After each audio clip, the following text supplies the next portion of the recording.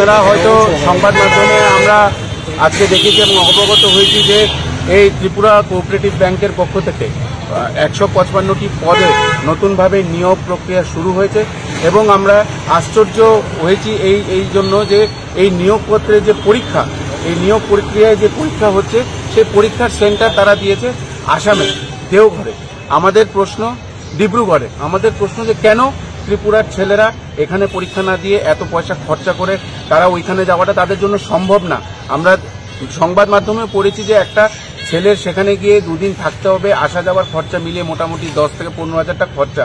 আমাদের দাবি হচ্ছে অতি সত্বর যাতে সেই সেন্টারটাকে পাল্টিয়ে ত্রিপুরা রাজ্যে সেই সেন্টারটা পরীক্ষার সেন্টারটা করা হয় এবং প্রত্যেকটি পরীক্ষার্থীতে যাতে পিআরটিসি কম্পালসারি করা হয়, এই দাবি নিয়ে আজকে আমরা কোঅপারেটিভ ব্যাংকের সেন্ট্রাল ম্যানেজারের সঙ্গে দেখা করবো এবং সেই দাবি জানাবো। যে পদগুলো ছাড়া হচ্ছে সেগুলো কি ওপেন টু অল?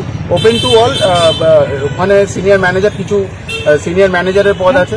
না, আমি বলছিলাম যে অন্য স্টেটেরও কি এক্সাম? না, আমার তো মনে হয় না, যেহেতু ত্রিপুরা স্টেটের, এটা ত্রিপুরা স্টেটের ছেলেদের জন্যই করা হয়েছে, কিন্তু এটা প্রথমবার হয়েছে যে সেই পরীক্ষাটা তারা ভিন রাজ্যে সেই পরীক্ষার সেন্টারটা ফেলেছে, যেটার জন্য যারা গরিব ছেলেমেয়েরা, যারা গরিব যুবকদের প্রচন্ড অসুবিধা হচ্ছে।